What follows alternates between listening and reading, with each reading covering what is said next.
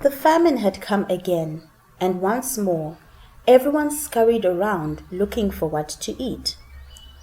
Not only was food scarce, but salt had now become a very rare commodity. Tortoise had just become one of the many animals who had used up all their salt and were struggling with little and tasteless food. Fortunately, Tortoise had relatives beyond Abame Mountain who had sent him word that they had come across a large source of salt and that they would keep some for him. However, they told him that he would have to come as quickly as possible to carry away his share before it all ran out. Tortoise made his way over the mountain to his brother-in-law's place and found him patiently waiting for him. He waved away Tortoise's profuse thanks and asked him instead, "How will you take all this salt back to your home?" "If you wrap the salt in a piece of bark cloth and tie it up in a string, then I can put the string over my shoulder and drag the bag of salt along the ground behind me," said Tortoise. "That seems like a good idea," said his brother-in-law, and helped him to make and arrange the parcel. So Tortoise set back on his journey home with the parcel going bump, bump, bumpity bump along the ground behind him.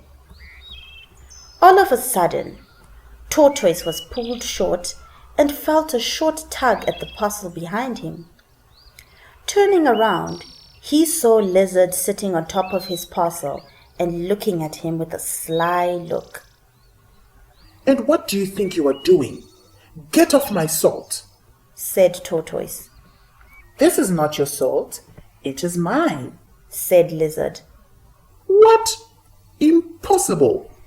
I came all the way from Abama Mountain to get this salt myself. Moreover, I bundled it up and was dragging it across the ground. How do you expect me to proceed with my journey when you are lying on top of it?"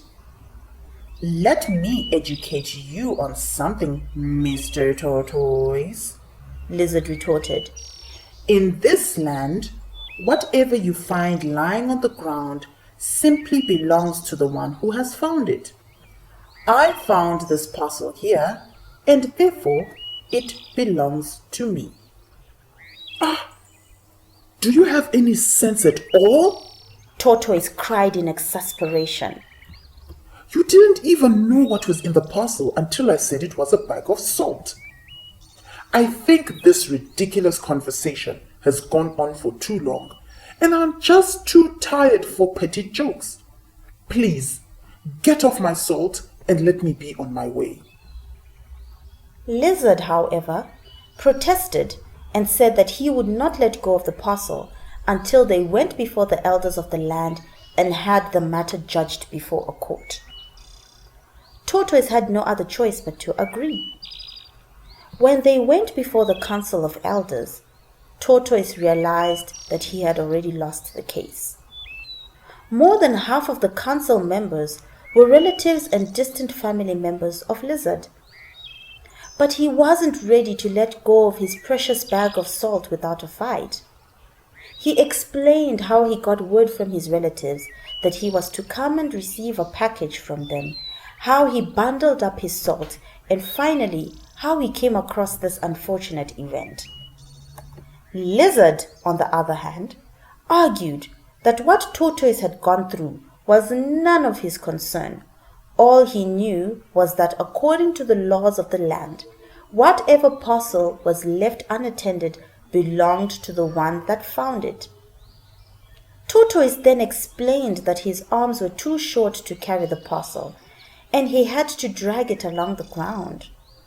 Lizard finally argued, saying that because Tortoise moved so slowly, he didn't even see the package moving, and that the string that he had used was just as brown as the earth, and he had not seen it.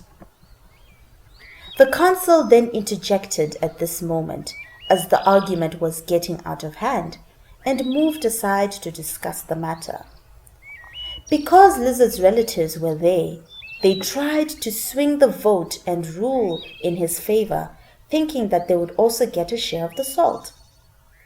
They finally decided that the bag of salt was to be split between the two parties. Tortoise was so angry and disappointed, but he could do nothing about it. The elders had spoken. So they took a sharp knife and divided the parcel. But even with that being done, one of the pieces was slightly bigger than the other, and Lizard quickly took that one. Unfortunately, the other of the halves was covered with a bigger piece of cloth, and Lizard quickly picked that up, while Tortoise was left with salt spilling out continuously from his side of the parcel.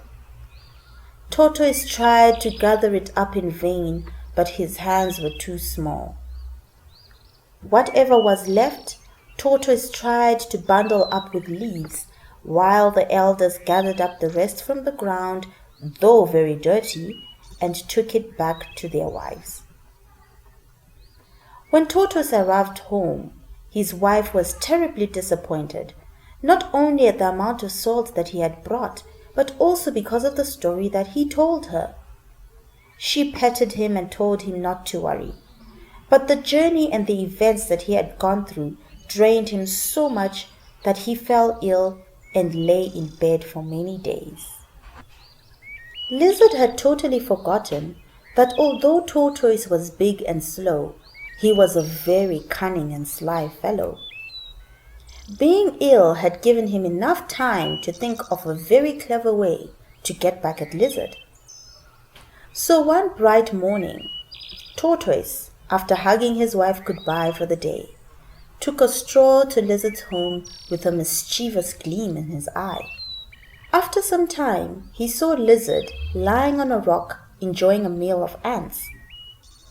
Tortoise crept up slowly behind him and laid his heavy hands right in the middle of his abdomen. Look! Look!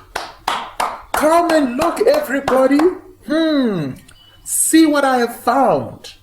Tortoise cried in a loud voice. Of course, Lizard was confused and said, Let me go! What do you think you're doing?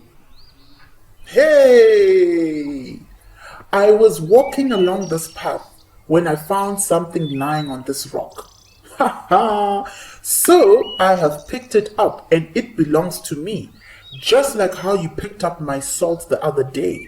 Hey! Lizard was still confused and kept on wriggling, demanding that Tortoise should let him go free.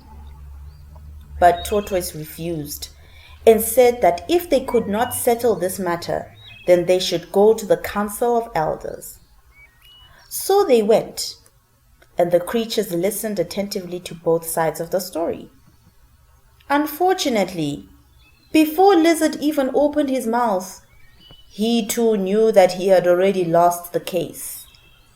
The last time he saw his relatives, they came and asked him for part of the salt that he had gotten from the case they judged for him, and he flatly refused. In fact, he had insulted them and told them he owed them not a single grain.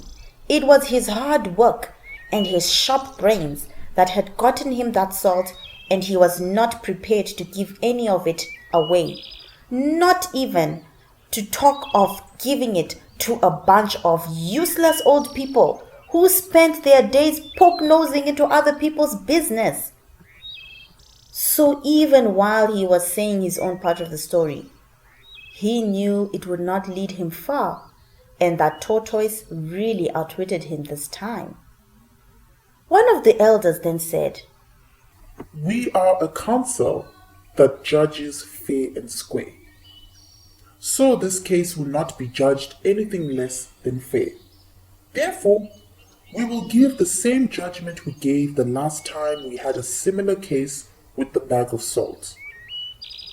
The others nodded their white and wise old heads in agreement. Yes, that is true. And we had cut the bag of salt into two. Therefore, said the elder that had spoken first. we must cut the lizard in two, and the tortoise should have one half. Yes, that is more fair. Tortoise said, and seized one of the elder's knives from his belt, ready to cut Lizard in half. But Lizard cried and begged Tortoise for mercy. Eventually, Tortoise forgave him, but agreed with the elders that as a punishment, he should find and collect food for Tortoise and his wife to eat every day until the famine was over. And that was the end of Lizard's greed.